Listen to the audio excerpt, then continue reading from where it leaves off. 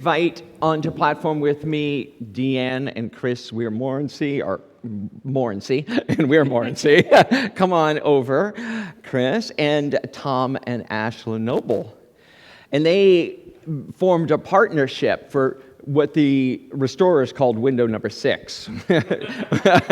We're going to call our prayer chaplain window, because that's now going to be the prayer chaplain corner. But I wanted to talk to you a little bit about why we give and what our giving has done. Because as I've said to you many times before, this church that we are sitting in and that we own now was built for another community. It was built in 1909, 3 years after the major earthquake here, as a replacement building for the German Methodists who had lost their building in the earthquake. And it was their home until 1946, where they had services in German, which must have been a very interesting time, right, to have services in German. And then it passed through a bunch of different hands until it came to us, and it needed some TLC.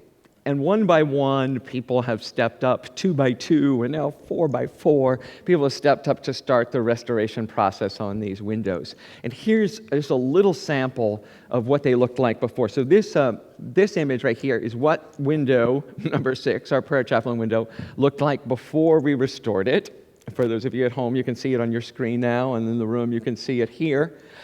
And these were some of the pieces in it. There was a piece, actually, you can't see it too well in this image, but in the lower right-hand corner of that image, you see this little white spot at the bottom.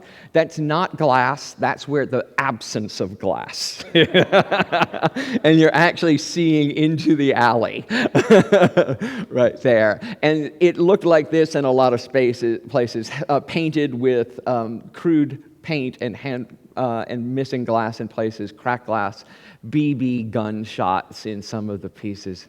But by the generosity of the people on the platform with me, we now have this window. That's what it looks like today.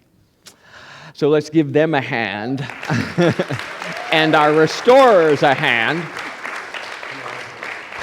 So it has been a joy to work with Tom and Ash, and I'm going to let them and my wife, you guys hear from me all the time. So I just want to say that I am just thrilled and honored to be able to contribute to the legacy that is Unity San Francisco. It's something that I believe in deeply and passionately, and I am so grateful for Tom and Ash joining my wife and I in this, and I'm going to turn it over to you guys. Yeah. Thank you, everyone. This window, beautifully restored after 100 years, shares the inscription, "Love is the answer." Love is the answer has been referenced many times throughout history. Tanya Tucker recorded an album in 1972 titled "Love is the Answer." The rock band Utopia recorded "Love is the Answer" in 1977. Wow. It wasn't a big hit. However, England Dan and John Ford Coley recorded "Love is the Answer" in 1979 and hit the Billboard 100 for weeks. It was a lovely song with lyrics that I'm sure you all might remember. Light up the world, shine on me, love is the answer. Shine on us all, send us peace, love is the answer. John Lennon wrote, "Love is the answer, and you know that for sure. Love is a flower, you've got to let it grow." Barbra Streisand recorded an album called "Love is the Answer" in 2009. There's even a Facebook page titled "Love is the Answer," which offers inspiration, strength, wisdom, and compassion. A 2018 movie, "Love is the Answer," offered reflective interviews with 7 dying individuals. There's a rock in the National AIDS Grove inscribed with "Love is the Answer," along with my brother and my name. Unity of the Hills in Austin had a talk called "Love is the Answer." The highlights were love is the answer to everything. Love is the answer to every single question, every problem, every single challenge we imagine. Where healing is needed, love is the answer. Where broken hearts are, love is the answer. When troubled with fear, love is the answer. When we need forgiveness and peace, yes, love is the answer. Reverend Ken's blog from May 28th about the Tulsa race massacre was titled Love is the Answer. And Reverend Ken reminded us at the very end that love is the answer always. One of Unity's 12 powers is love. Love is. And today, we dedicate this window inscribed with love as the answer. This beautiful window was lovingly restored by two queer married couples in San Francisco. Reverend DeeAnn and Chris Morency and Thomas and Ashley LeNoble. This window is being dedicated during Pride Month 2021 to be viewed for another 100 years. Indeed, love is the answer.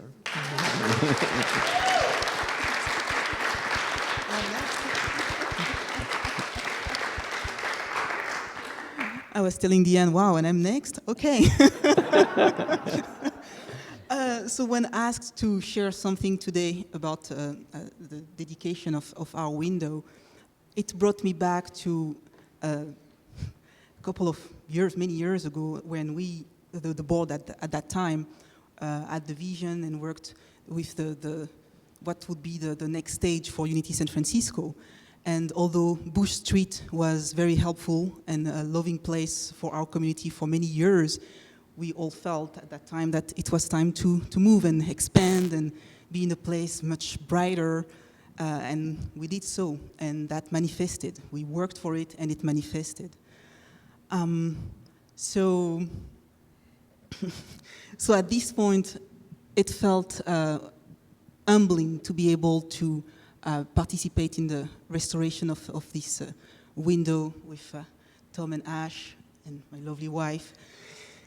And it felt that in addition to our regular tithing, which support the day-and-day work of the church, it felt like for us being able to leave something behind. And like you said, for the next 100 years, this will be shining for the next membership and for the next people who are going to step here. And as a member today, I'm looking forward to see what the next vision for Unity San Francisco is, because this is a shell. This is a shell that we have beautified lovingly, but then it's what's the next step for Unity San Francisco, and we've created this place so that it can support this. And just to finish on the citation that we used, because it was lovely working with you, because it came up right away, and we all agreed about this citation. It's love is the answer. It was the answer, it is the answer, and it will always be the answer. So, thank you. Yay! I love the story of the evolution of this building, and it also parallels the evolution of all of our lives. Right? That two queer ministers can stand up here and lead this congregation, and that's not what it's about. It's really a gift, right? It's like we have a very diverse congregation, and everyone is honored and welcome, and everyone's journey is celebrated. And I have to say, though, that, yeah. My wife, who you all know generally goes by Chris, she wanted it to say Chris on the window, and I wouldn't let her because I wanted it to be very clear to future generations that it was a gay queer couple that had put that on, that had made that dedication. Yeah. It was really important to me. So she humored me.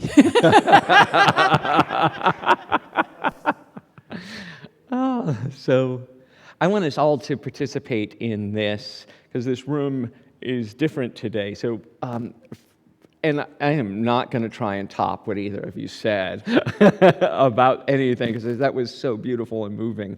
It was beautiful. I'd like us all to raise our hands.